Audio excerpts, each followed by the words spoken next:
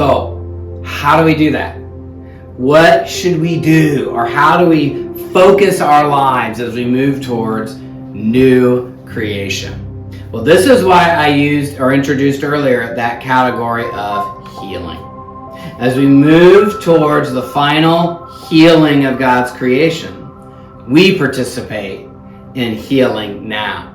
And I think that's right here in Romans. So listen to this progression of thought. This is once again in Romans 8, and then we'll jump back once again and run through the rest of the chapters. But in Romans 8, verses 22 to 23 read, "We know that the whole creation has been groaning together as it suffers together the pains of labor.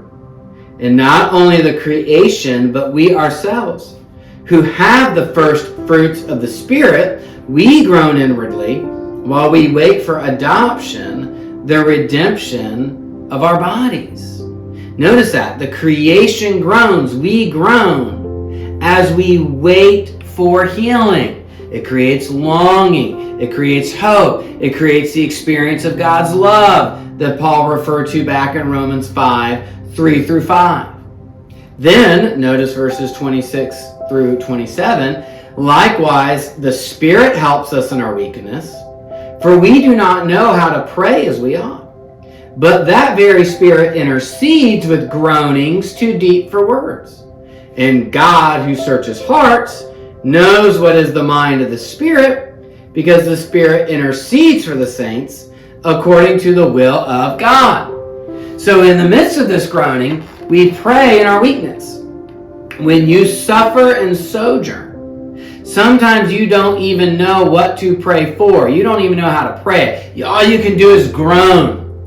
But as this verse says, the Spirit can search those groanings. The Spirit can pray for you. The Spirit can groan in a way that goes beyond words and take that groaning to God. What you can't articulate, the Spirit can.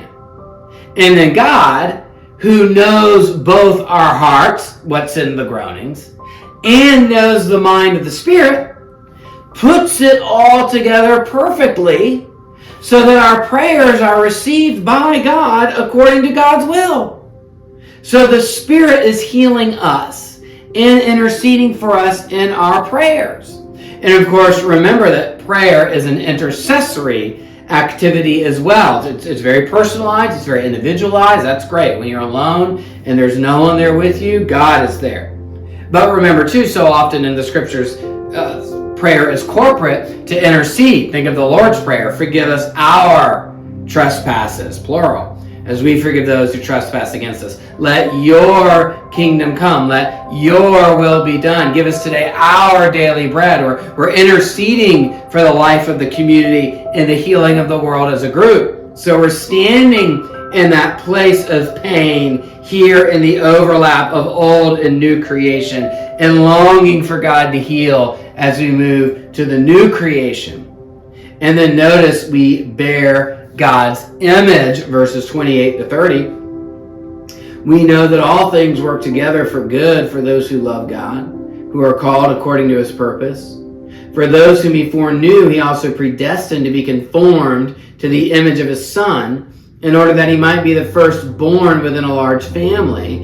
And those whom he predestined, he also called. And those whom he called, he also justified. And those whom he justified, he also glorified." And I hope now glorified is taking on an even greater nuance for you. Notice the occurrence of that word there in verse 30, glorified, and the reference to the image of God in verse 29. These verses are providing assurance that those whom God has predestined will reach the final destination of the new creation. They will be glorified. In fact, God will cause all things to work together for that good end. And what's going on in the meantime? We are being conformed to the image of his Son. We are being transformed into God's image. We're becoming the kind of people who fill God's world with God's virtues. The creation purposes is being restored and being accomplished in a greater way than was ever imagined. So as we journey to the promised land, we bear God's image in the world. We show the world what God is like. We reflect God's image in our virtues, which are formed by the Spirit. And we work to heal God's world. We anticipate the kind of world that is coming and work for it as much as is humanly possible now. There's still powers of sin. There's still thorns and thistles, so to speak. But the new creation that is coming has begun among the people of God. And so we are outposts of the new creation. And in these Christian communities, the new creation should be seen. And we should bring that to bear. We should anticipate what will be. And we should become the kind of people now who will inhabit that world then. And so we proclaim the gospel, the key, the power of God that affects this change. We bear witness through Christian virtues formed by the Spirit. We do deeds of love and mercy. We proclaim a message. We live a certain way, and we do works of service that work to bring God's healing to the world as much as is humanly possible. And I think that's the big idea going on here in Romans 5 through 8. And we can see these ideas also then playing out in the particular parts of the section.